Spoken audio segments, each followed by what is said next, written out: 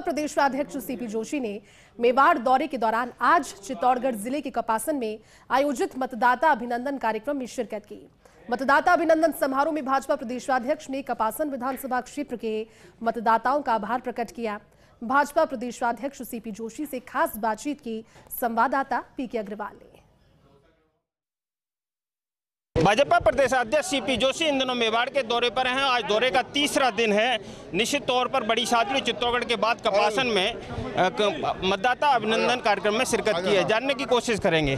निश्चित तौर पर बड़ा आयोजन हो रहा है, किस तरह से देखते हैं मतदाता अभिनंदन कार्यक्रम को? देखिए, इस क्षेत्र के मतदाताओं का आभार प्रकट करने कि इन्होंने लगातार तीसरी बार चित्तौड़गढ़ संसदीय क्षेत्र से भारतीय जनता पार्टी के कमल को जिताया और ये नरेंद्र मोदी जी के नेतृत्व को मजबूती देने का काम किया।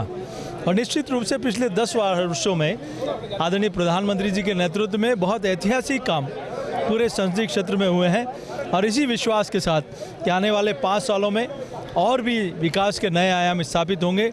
आज मतदाताओं का विशेष रूप से आभार, सभी कार्यकर्ताओं का, जनप्रतिनिधियों का, जिन्होंने रात दिन मेहनत करके भारतीय जनता पार्टी को विजयश्री दिलाई।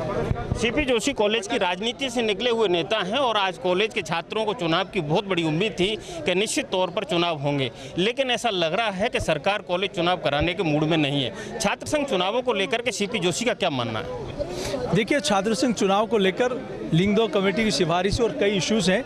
मैं निश्चित रूप से कमेटी इस बारे में निश्चित रूप से छात्रों के हितों के बारे में चिंता करेगी। अंत में सिर्फ इतना जानना चाहेंगे, जिस तरह से केंद्र का भी एक बजट आने वाला है, स्वाभाविक तौर पर उम्मीदें सभी को होती हैं, क्या मान के चलें उससे राजस्थान को और खासकर मेवाड़ क्षेत्र को कुछ?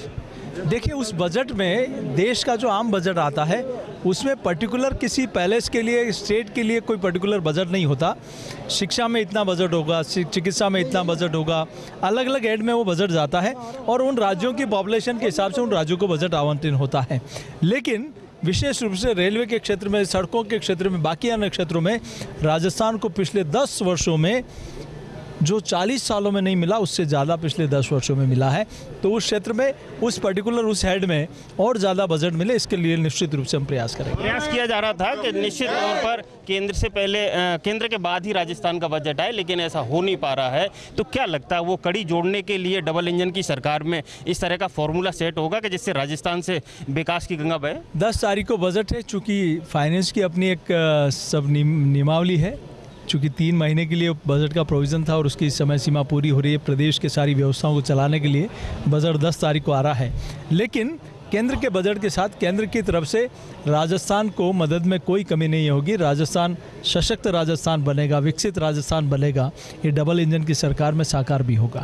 निश्चित तौर पर कहा जा सकता है कि सीपी जोशी ने साफ शब्दों में कह दिया है कि जो हमने कहा है वो हम करेंगे और निश्चित तौर पर जिस तरह के हालात बने हैं उन हालातों के बीच में वही होगा जो हमने वादा किया है और यही कारण है कि जनता का भरोसा है तो सरकार उस पर खरी उतरेगी।